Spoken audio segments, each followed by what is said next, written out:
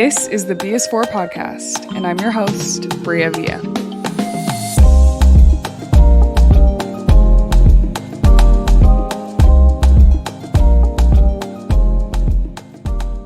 Hey y'all, welcome back to the BS4 podcast. I'm your host, Bria Villa, and I'm so excited to have you here today. I'm excited for every episode I ever drop, but this one especially because I have one of my really good friends on the couch, actually a newer friend to me. We've met through the podcasting world, and I'm so excited to have her. She is a beauty entrepreneur. She is a creative. She is a mother. Her love language is physical touch, just like mine, so we're probably going to be, doing little hand squeezes on the couch today, but I really think that she has one of the most beautiful minds. I swear that she is like prophetic, and every time I talk to her, I just get such a good insight about life, and I feel so seen. So I'm really excited for you all to experience her on the couch. So welcome, Shekinah. Hey, y'all. Thanks for having me. I'm so excited for you to be here. I'm so nervous. It's wild to me because you've been on camera so many times. But I don't know why. Myself. I know. This is now her I don't first. have any fillers. It's like just me and you. Yeah, well. We're holding hands already. Yeah, look at us. I'm like, we can't help it. I'm sorry. But is there anything that you would add to your intro about yourself? Did I do a good job? I think that was perfect. Really? Yeah. There's nothing you would add about yourself. What's your new favorite color? Pink. And she got me pink roses, and I just changed my favorite color because I was like, I always love black. And that's been my favorite color, but someone on set today said that it's not a color, it's a shade. Yeah. I never knew that. Yeah. But yeah, my new favorite color is pink. I'm a nurturer at heart. You are.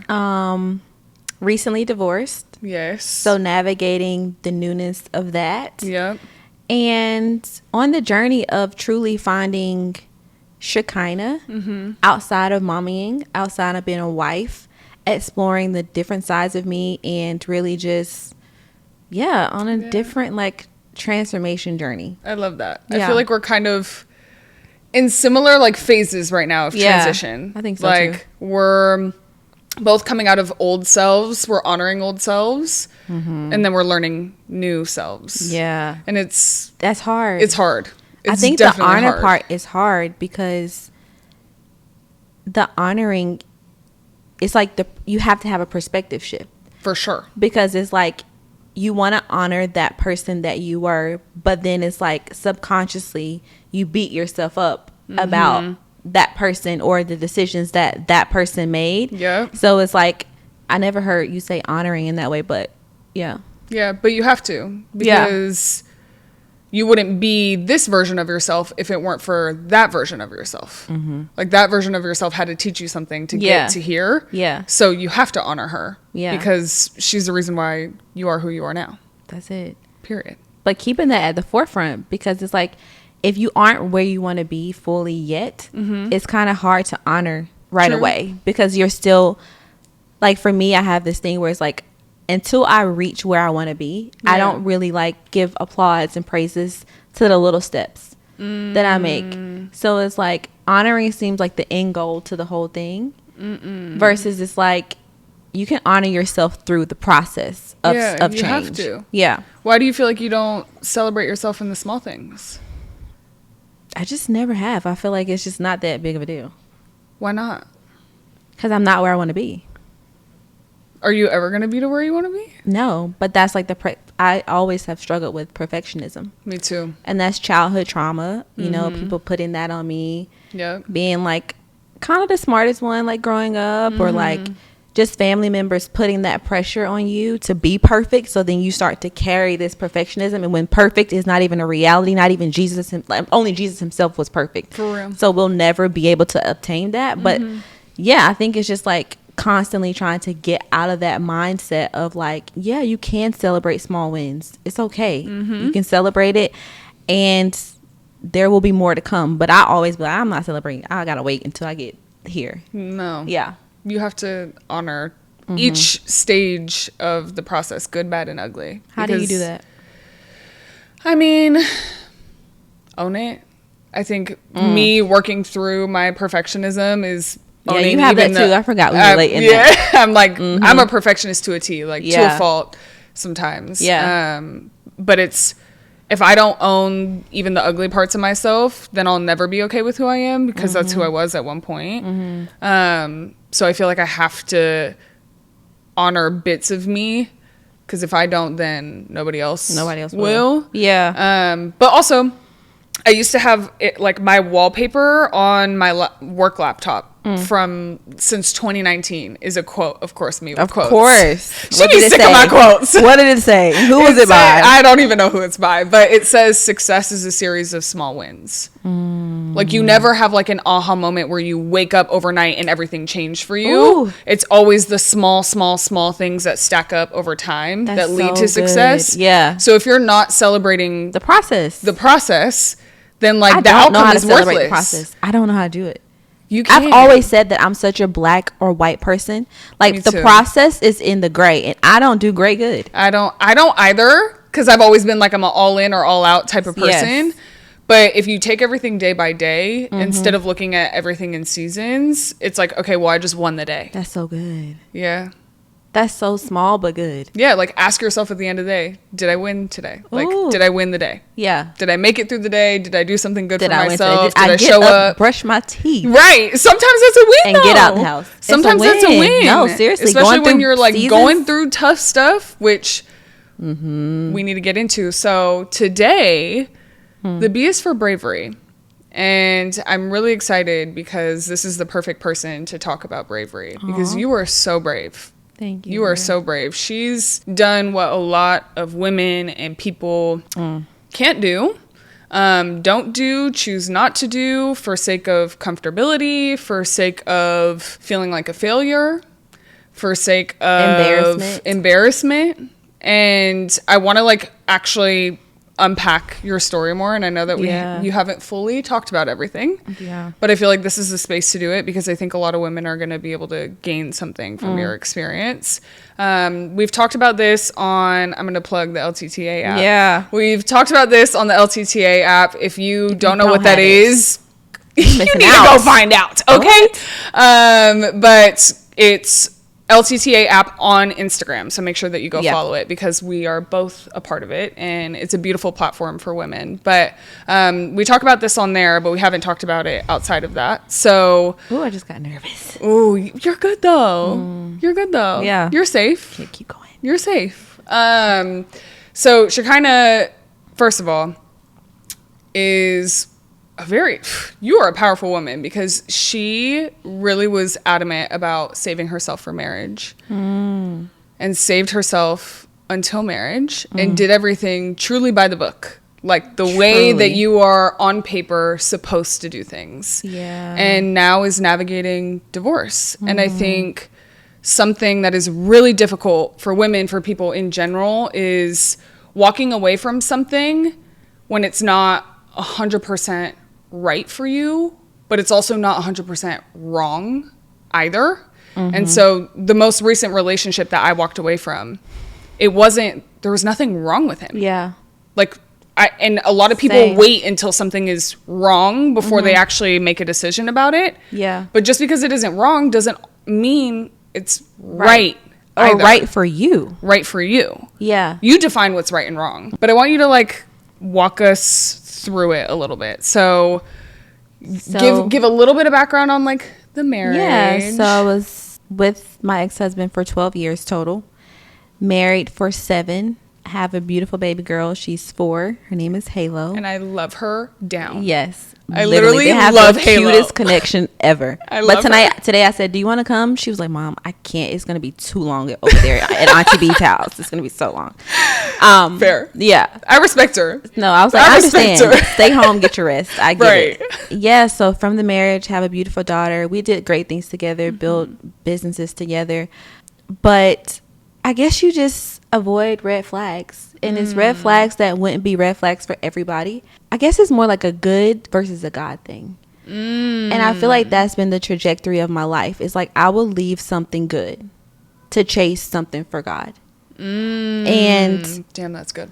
And it can get so confusing in your pursuit for the God thing, because the good thing is good. It's not bad. It's just for where I'm going and for the call that I feel like God has in my life, and for the voice that I feel like, even through my imposter syndrome, I still know that there is a greater purpose on my life. And yeah, I think it's just one of those things. It's like, I left the marriage, and this is weird to even say, but I got baptized in January. Rebaptized. I was baptized a long time ago as a little girl, but I got rebaptized. And when I came out of the water, everybody was like, what happened? And I was like, I feel like everything around me just shifted. Like, my eyes were open. And that day it started, like, I had friendships that started to kind of just unravel. And then it was like my eyes were enlightened and opened. And I think throughout the marriage, because I did it the right way, per se, and it's just embarrassing. Like, you don't want to admit certain things. So you just kind of like, I have a habit. I can block stuff away. I can just be like, that didn't happen. That, like, whatever. We're fine. And we have a great friendship. We still do. A great co-parenting relationship. But just commonalities of life. Like, we just kind of didn't have. And it was like, I was closing off my feelings. And after I got baptized, I started to feel again. And I was afraid because I was feeling not great things. Like, I started to be like, we actually don't do this. We actually don't do that. I just started to feel, but I was happy to feel something. And so we had a conversation and we started navigating it. And he initially agreed that this was the best thing and took it back later. But yeah, he initially agreed that separating was going to be the best thing. Yeah. And then took it back. And I'm such a person, I don't know what it is, but it's like, once I come to grips with something, once I have a knowing on something, you can't unsee it. I can't unsee it. Yeah, I'm the same way. It's done. And my friends laugh about it because they're like, when you cry about something, if you cry about something, we're like, what's going to happen next? Yeah. Because when I break down and cry, the cry is a release from it all. Yep. It's like, done. If it gets me to that point, it's over. It's no turning back. Yeah, it's no turning back. And you know, I wanted him to fight in a way that I don't even think, now that I know, he didn't have it. And it was so crazy because he lost his dad the same year. Oof. So I'm navigating, telling him that this is where I am, navigating the guilt of like leaving my husband, knowing that he's going through grief, and having everybody kind of talk you out of it in a sense, or like, are you sure, or is it just like this way because he's going through grief? Or it's like, no, actually it's been like this, and it wasn't bad. I love him still. I don't want any, no ill will, ill will towards him at all. It's just like, we just didn't work anymore. How do you know the difference between a good thing and a God thing? What does that feel like to you? A good thing is like, it can check all your boxes. For me, everything happens with my connection with God, like when I pray. It's like, if I'm praying for something and I still have a void there, I can't, like, that's just how it's like. This is a peace. It's a peace. And it's like you figuring out how God speaks to you. Some people refer to it as like a gut feeling. Yes. And Tabitha Brown says the gut is the gift underneath the tummy. Ooh. And that stuck out to me so much because I'm like, wow, like I never saw your intuition or your gut as a gift, but it is. It truly, truly is. It's not the leading thing that you have to completely guide your life off of, but it is a great indicator of where you are and where you're going, and just another element that you can sense. So I think that God thing is like, it's a peace because he is peace. And it's like, if I don't have that, I start to be like, okay, what's happening right now? Not even who I'm with or what I'm around, but what is Shekinah doing that is interrupting that peace? And I believe that you can have peace. Like, I had peace in my marriage for that time, but God does send disruptions. And disruptions aren't necessarily bad. It's just, you're in a different season. For sure.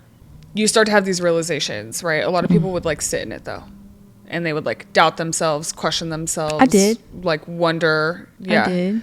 What was like the turning point for you to sit down and be like, no, like, this isn't working.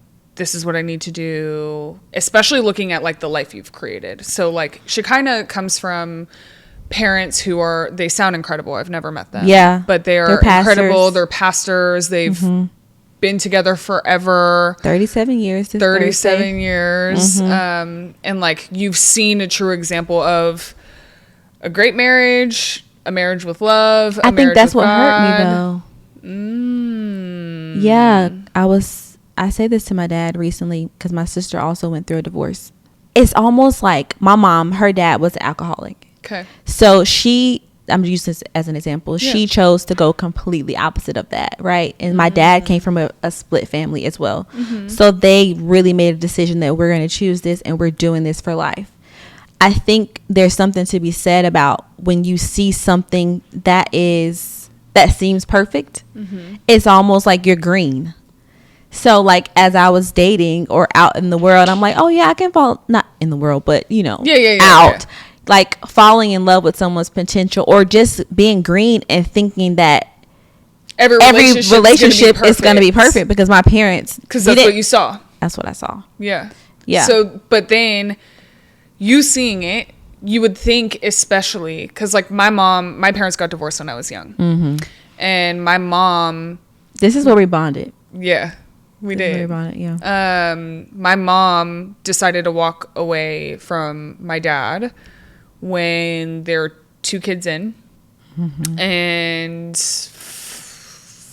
like 5 years into their marriage. That decision, especially my mom was raised very, very Catholic Latin family. So like the biggest disgrace that anybody could do, especially in the Catholic Church, is divorce because you're shunned after that. Like, don't ever walk back in this church again. I still feel like that it's like that in the Christian community. I mean, still it's not as shunned as it used to be. Definitely. But like recently I had this download that I'm going to start something that I was texting you about because I feel like even when you go to these like events at church, it's always about married or single. And now that I'm divorced, I'm like, baby, we in a category of our own. We don't fit in with the married people. We don't fit in with the single people. We are divorced. Yeah. And traumatized.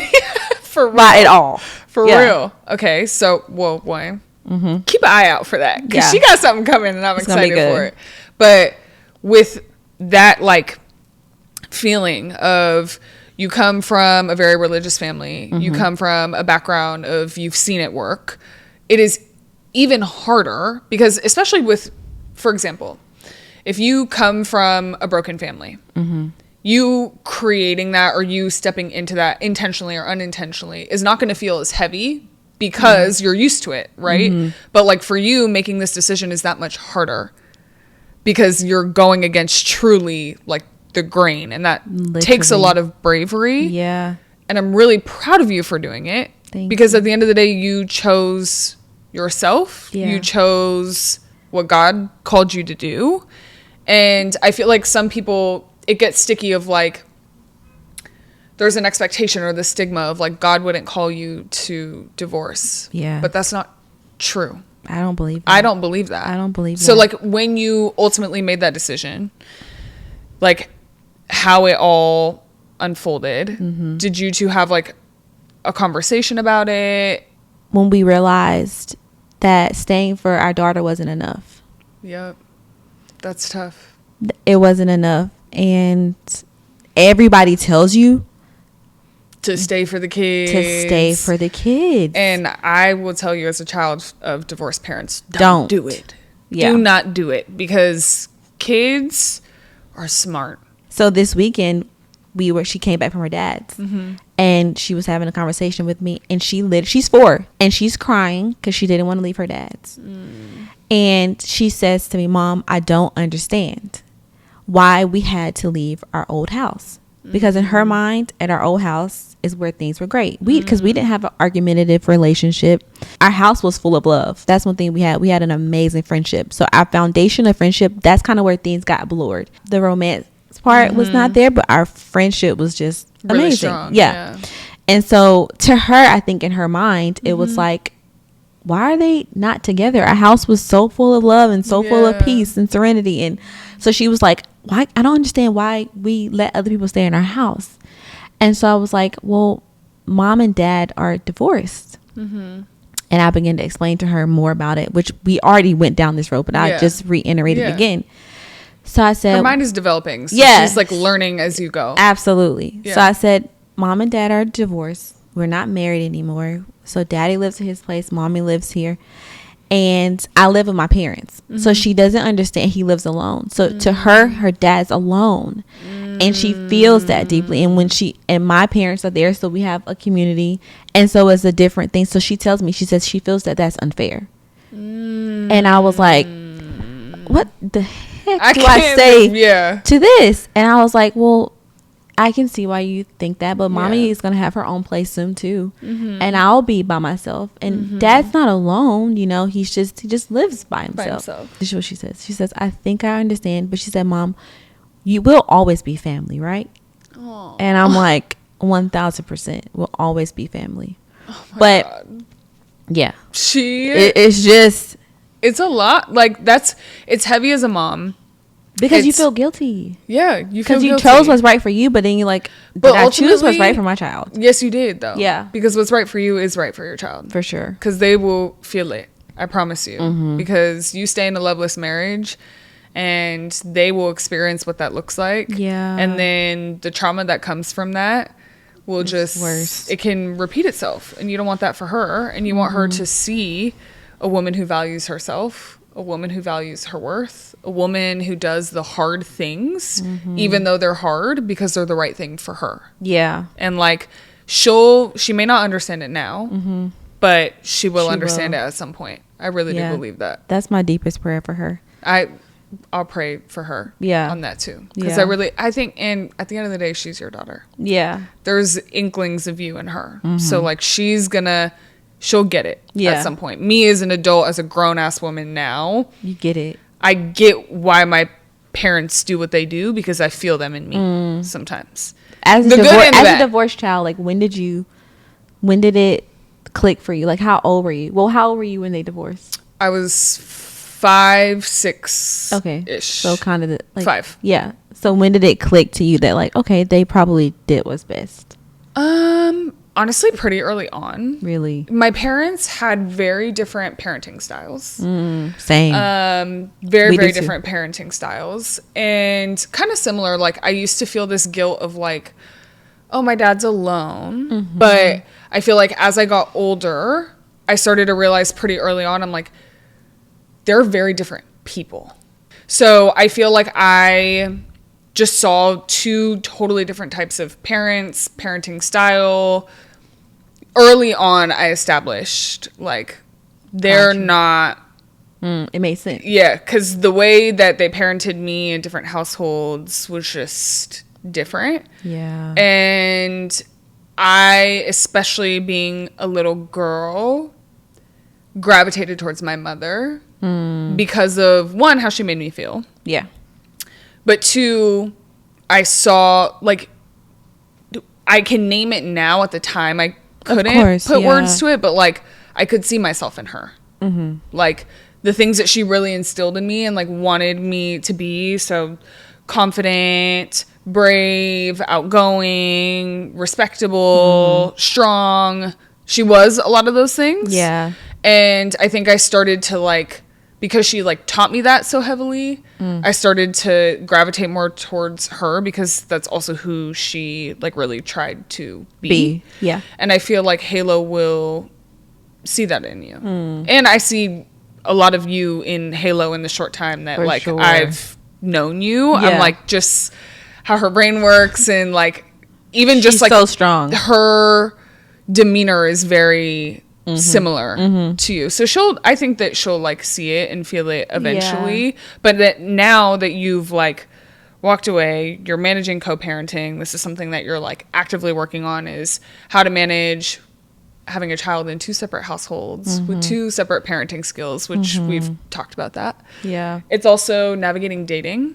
Ooh. Because I think with divorce, there's like this guilt that comes with moving on. And there's a guilt of feeling like you're being selfish if you start dating again. Mm-hmm. And then it's also navigating dating and like when you're introducing your new partner to your child. So like you recently actually broke off a relationship. Yeah. And this is the first person that you'd been with outside of your marriage. How was taking that, like, that's a leap of faith. Like, that's like a brave move because he was to also start dating again. An amazing person. We walked away because after I got off that couch, we had a really crazy. I don't know if it'll be out by then. It probably won't. By the time this comes out. Well, regardless, it's going to be on the LTTA app. But we talked to Dr. Cheyenne Bryant, and we had a really big therapeutic session that I walked away from like a different person. And Shekinah and I both are not like, I'm really not a crier. Yeah, like, I don't cry like that. We're not super. No, we're not like Braylon. We're touchy feely and I'm nurturing and like loving, but crying is not. It's not the first reaction. Yeah, no, it's not the first reaction. We cried that day though. We cried that day.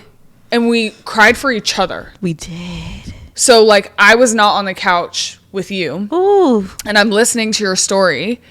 And I'm weeping. You were. I'm literally sobbing back here. Hearing her story. And then I get on the couch. And I look up. And bawling. She's behind the camera bawling her eyes out for me. And I'm like, we have this, like, wild connection. But we had in this moment with Dr. Bryant, she opened up a few things, and I feel like you walked away from that with a lot of clarity, not necessarily about what we were talking about on the couch, but more clarity about this circumstance as a whole and the relationship that you were actively in. Yes. And I feel like a part of that, so what we talked about a little bit was guilt. So this guilt that I'm talking, a lot of it. Yeah. We talked about guilt, and what I just was saying is like you feel guilty when you walk away, you feel guilty for dating again, you feel guilty for trying to fall in love again when you feel like you have so many responsibilities as a mother and trying to figure yourself out and all this stuff. And I feel like I asked her earlier in the bathroom because I was like, I don't know if I like want to say this, but I asked you, I was like, do you feel like the new relationship made you feel guilty about being a mother, about having a daughter, about being divorced to begin with? And I was like, is it something that you inflicted on yourself, or is it something that he made you feel guilty about? Yeah. And I think subconsciously, he didn't do it on purpose. No. He didn't do it on purpose. But yeah, subconsciously, like he did make me feel like guilt around it because he was asking me for something that you couldn't give. I couldn't give right now or forever, or right now. Right now, not forever. Forever I am a wife. Forever I am a nurturing person. I am a homemaker. Like that's who Shekinah truly is. But right now it's like leaving a divorce, having a child, navigating a new sense of purpose. Yep. A whole full-blown season of transformation for me.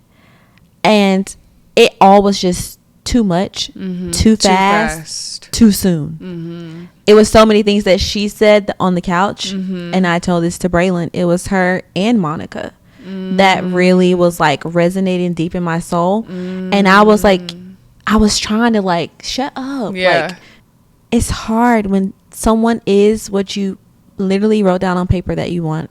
But it goes back to the transactional inexperience.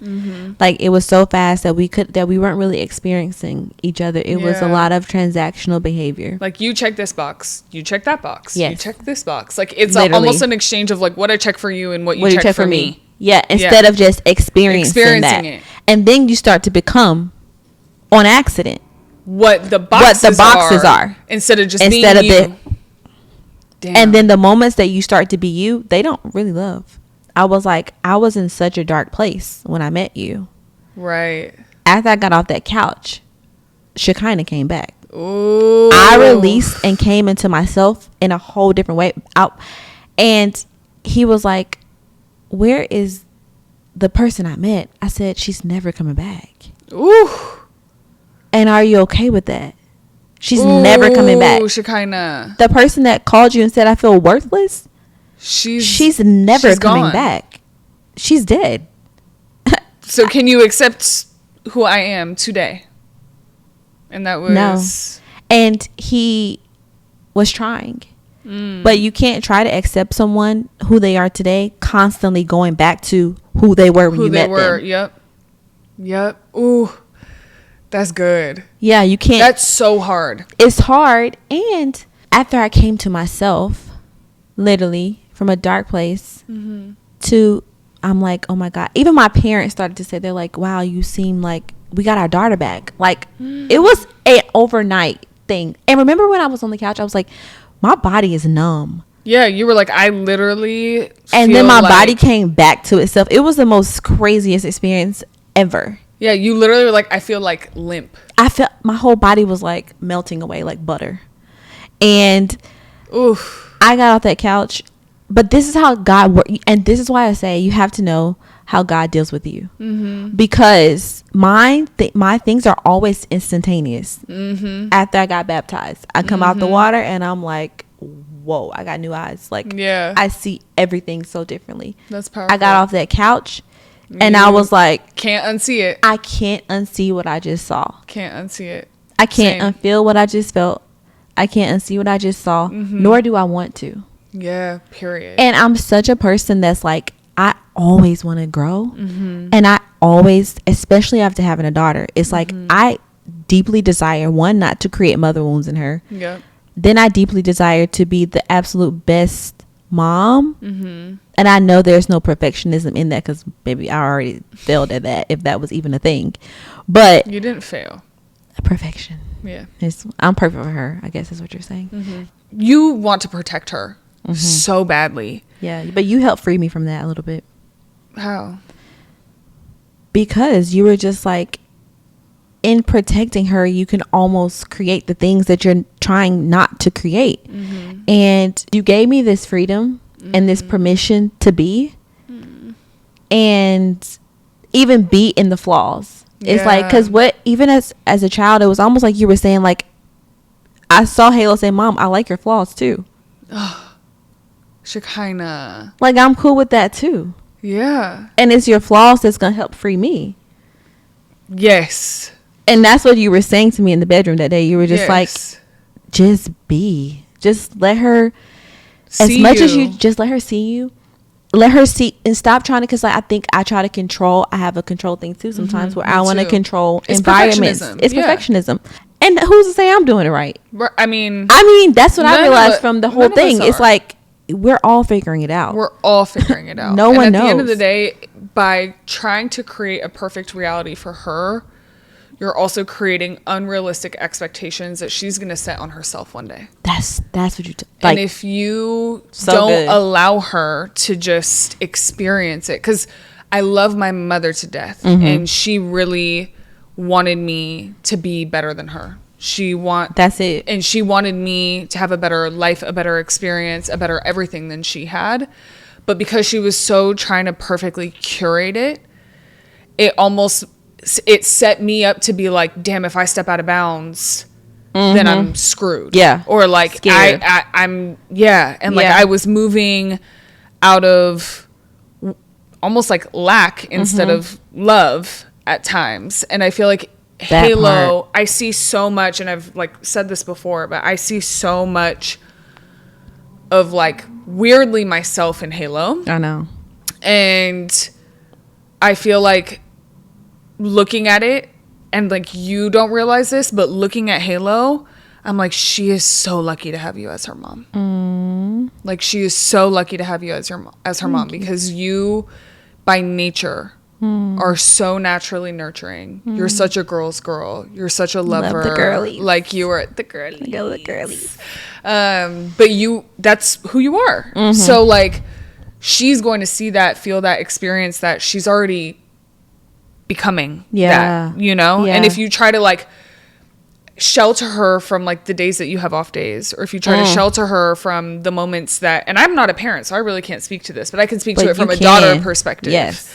If you don't allow her to see the mess, then she'll never know how to handle when life is messy. Woo, so good. So like, I feel like you are truly, I feel like you stepping into this season, you're like really walking in your purpose. But I also feel like you making decisions for yourself will show her how to make good decisions for herself. Yeah. Yeah. I wanted to piggyback on what you just said that made me think about the conversation we had on the live. Yeah. About lack versus abundance. And the relationship that I came out of because I was in a dark place. Yeah. And out of a place of abundance. And what I mean by that is,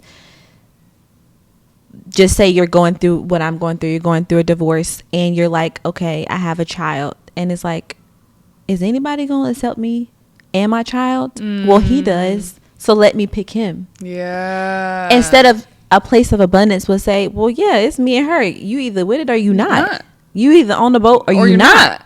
It's a package deal. We a package deal. We come as 2 for 1, baby. And you're lucky to have both of us. Okay, period. Because look it. But a place of lack is like, saying no one's going to accept me. So let me latch on to the one person who will. When in reality, there are plenty of people that will. There are plenty of people that will. Yeah. Yeah. Truly. But I wanted to bring that point up about love and lack. Lack versus abundance. Yeah. And we do that in so many different things. Like we do that career-wise. We do that relationally. We do that friendships. Like we do that in so many different areas. And it's like we have to have a mindset of abundance. And the only way, Dr. Brian was saying that on the couch that day to me, she was like, you got to control your thoughts. Yeah. And as much as I am a spiritual person, it's like I actually had to get back in my word again and be and no, you are more than a conqueror through Christ Jesus. Period. Like you're not your thoughts. You don't have to go through life. I'm an overthinker. You don't have to go through life in your head, like in your head all the time.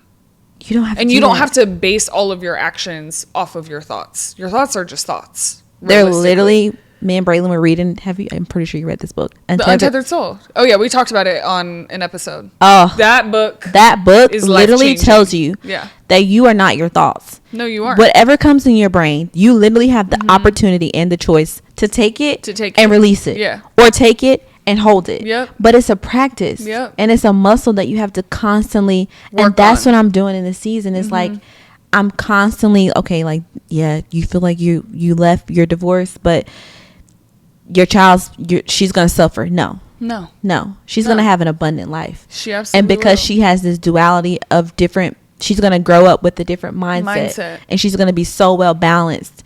And you put those lies to rest, but you have to do it immediately and not.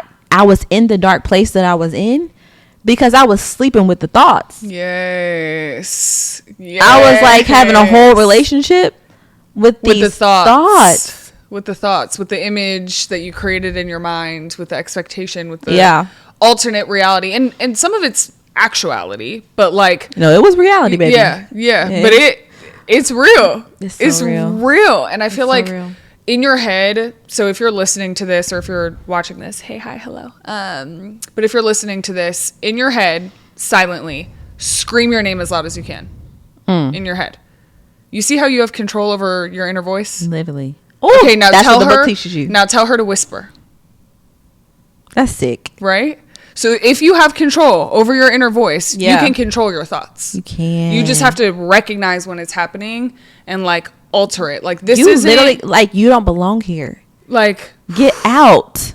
That critic be yapping all day, and I'm gonna tell you something right now. If a friend talked to you the way your little narrator in your brain talked to you, you would have cut them off a long time ago. You would have cut them off a long time ago. And some of that inner critic is saying, "Don't get divorced because it's wrong."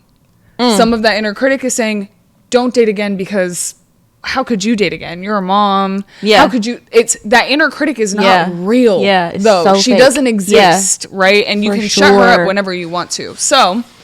That being said, for someone who's listening, who needs to make a brave decision, for someone who's listening, who's in a situation where it's not 100% wrong, but it's also not right either, what advice would you give them to harness their bravery? Gosh. It's a loaded question. I'm sorry. No, it's so good. Because I'm a prayerful girly. Yeah, you go. You gotta pray through it. Mm-hmm. It's like, as cliche as that sounds, it's like he truly will lead you and guide you in all that you do. As much as you call your friend, hey girl, Brie, what you think about this? Right. Okay, God, like literally, like, am I in this situation or this relationship because it feels good to me? Or am I in it because we have purpose? Am I in it? Like, if something doesn't have purpose, like, that's what I'm always seeking for in my relationships. I believe our relationship has purpose. I agree. Which is why I'm going to continue to sow into this relationship. Same. That's now a new boundary for me. Yes. If I don't see purpose, I'm not sowing seed on dead ground. Because I need all of my words. I need my voice. It's water on things. Yes. And I want to grow beautiful plants. Yeah. And I guess to that question, I would just say, pray and go with your gut. Your gut literally is the gift underneath the tummy.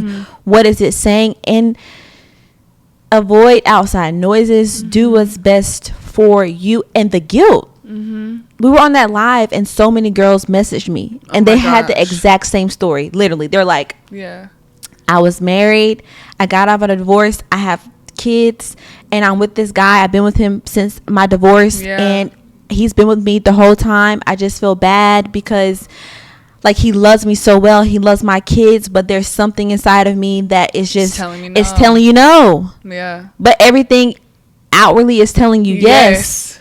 It's like there's a reason that something is telling you no. And it's like, I always say this, your yes will be for 10,000 reasons, not just one. Ooh. So if I say yes to being your friend, I'm saying yes because I believe there's a healing that you're going to bring to my daughter for years to come. I believe that there is a podcast that I'll sit on that other women will be set free from. Yes. Or it's like your no can be for 10,000 reasons, not just one. Oof. So you're saying no, that is good, to being in this relationship right now.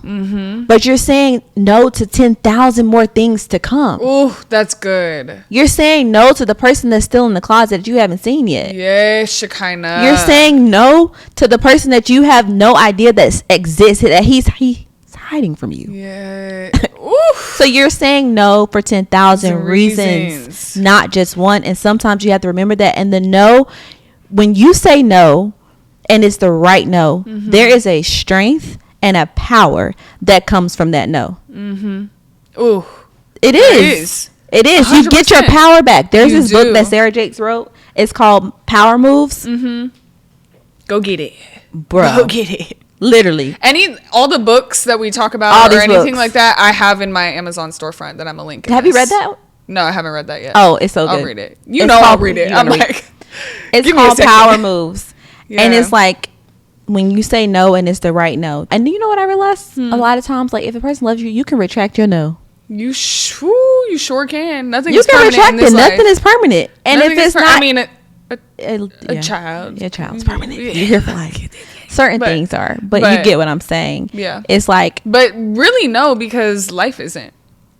So really nothing's permanent. Nothing's permanent. Nothing's permanent. If how you felt yesterday, but a vapor. Truly. How you felt yesterday is literally not how you may feel today, and that's okay. And the woman that I was yesterday is not the woman I am today, and that's okay. And I kind of don't want to be her. Yeah. And you don't have to be. Yeah. You can do what you want. It's a new day. It's a new life. It's a new breath. Yeah. Moment by moment, step by step. And I think for the people who are trying to be brave, who are trying to make decisions, and you don't really know how to feel or how to go about it, to be inclusive of everyone, whether you believe in God, whether you don't believe in anything. Make sure that you spend intentional time with yourself. That part. So prayer, meditation, journaling, something that allows you to sit with yourself and sit with what truly feels right within you.